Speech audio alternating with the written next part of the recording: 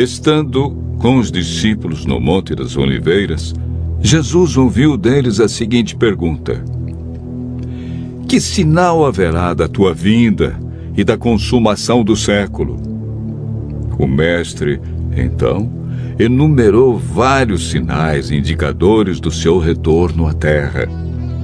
Alguns sinais destes apresentados tiveram cumprimento inicialmente em Jerusalém e serviram como maquete ilustrativa dos acontecimentos do fim. Outros sinais, porém, estão se cumprindo agora, em nossos dias.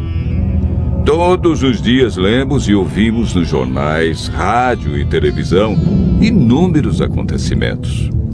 São várias as tragédias: terremotos, chacinas, roubo, enganos, crianças abandonadas, doenças, fome, guerras.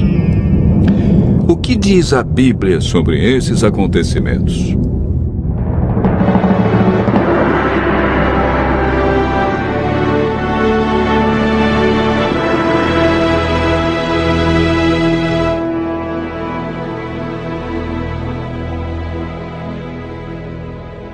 Vamos analisar os sinais que antecedem a sua volta em 3 partes. Primeiro, os sinais no mundo social. Segundo, sinais no mundo natural. E, por último, sinais no mundo religioso. Os sinais no mundo social estão descritos em Mateus 24, versos 6, 7 e 10. Jesus profetizou que antes de sua volta, o mundo estaria envolvido em guerras, fome, nação contra nação, reino contra reino, traição e ódio entre as pessoas. Na segunda carta de Timóteo, capítulo 3, versos 1 a 5, nos fala de tempos difíceis. Desemprego, fome, pessoas egoístas, avarentas, pessoas blasfemando de Deus, filhos desobedientes à paz, homens sem domínio de si. Esses sinais no mundo social são provenientes da obra de Satanás e não de Deus. Na segunda parte do nosso estudo, falamos a respeito dos sinais no mundo natural. Mateus 24, versos 7 e 29, fala de sinais que estão acontecendo e que já aconteceram. No dia 19 de maio de 1780, o sol escureceu. Esse dia ficou conhecido como o Dia Escuro.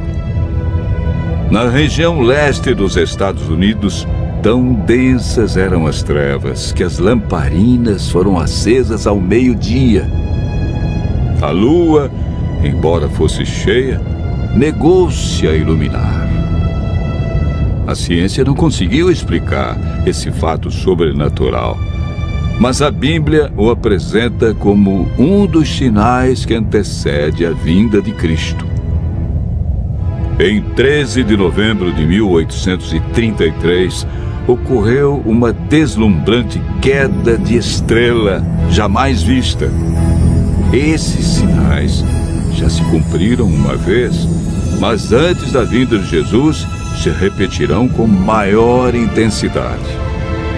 Os sinais no mundo natural, como terremotos, enchentes e grandes calamidades que matam milhares de pessoas, indicam que Satanás está agindo até mesmo na natureza.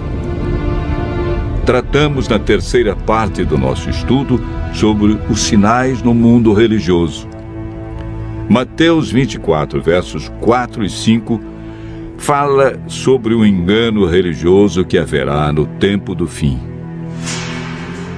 Mateus, capítulo 24, verso 11, refere-se ao aumento das religiões. Somente no Brasil existem mais de 1.500 religiões cristãs. No mundo, são mais de 35 mil religiões cristãs. Jesus afirmou também que antes de sua vinda, os falsos cristos e falsos profetas operariam sinais e prodígios. Mas o que fazer diante de tantas religiões? O conselho de Jesus é claro. Ele diz: acautelai-vos para que ninguém vos engane, porque muitos virão em meu nome e enganarão a muitos. Segundo Pedro 2, versos 1 a 3, fala da atitude de líderes religiosos que são movidos pela ambição e acabam usando a religião, a Bíblia, milagres e o nome de Deus para explorar as pessoas que os procuram em busca de curas, sinais e prodígios. Outro sinal no mundo religioso é encontrado em Mateus 24, verso 14.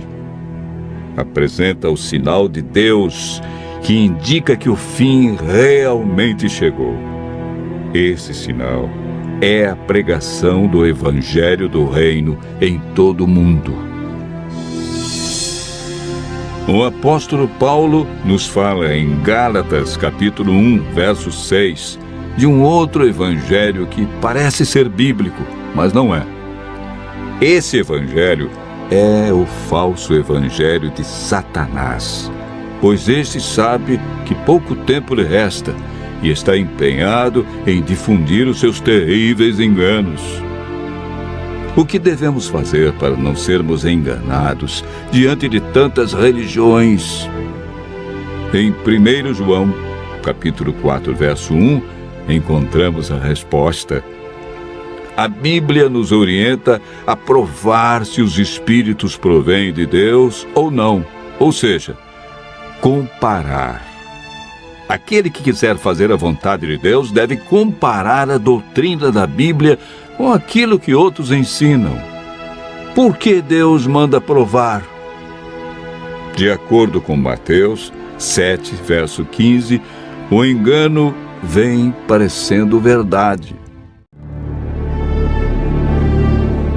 Paulo afirma que não é de admirar, porque o próprio Satanás se transforma em anjo de luz. Não é muito, pois que os seus próprios ministros se transformem em ministros de justiça, e o fim deles será conforme as suas obras.